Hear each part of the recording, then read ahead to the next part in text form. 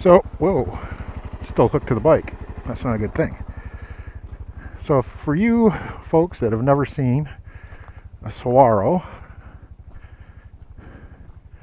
this here is a saguaro.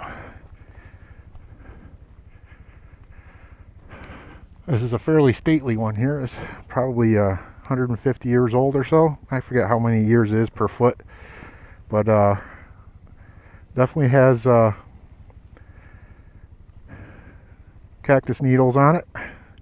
They're not too bad. Back in there you see the cactus meat. They're usually pretty green. This one's an old fella, and I think he's got a little rot going on. The rabbits down below grab them and chew them up pretty good. And it's corrugated, if you will. So it can expand so it can contain water.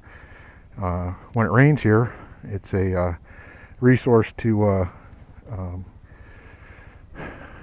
keep, and they get real fat, and so that's what the corrugations are for. They'll spread out like that, and they contract as they use the water. In the springtime, right at the tops of each of these, the main deal, and then the branches or the boots, they get flowers on them. These white rose-looking blossoms. There'll be full of them. There'll be 20 of them on each branch of the saguaro.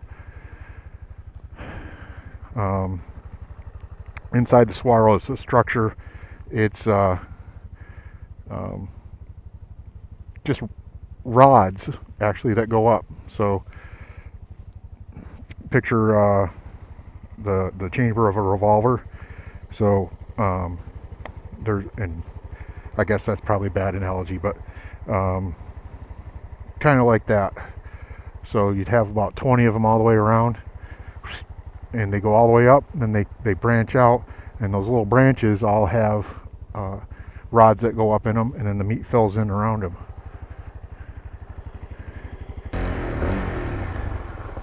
So a little bit more fuller fauna in Arizona.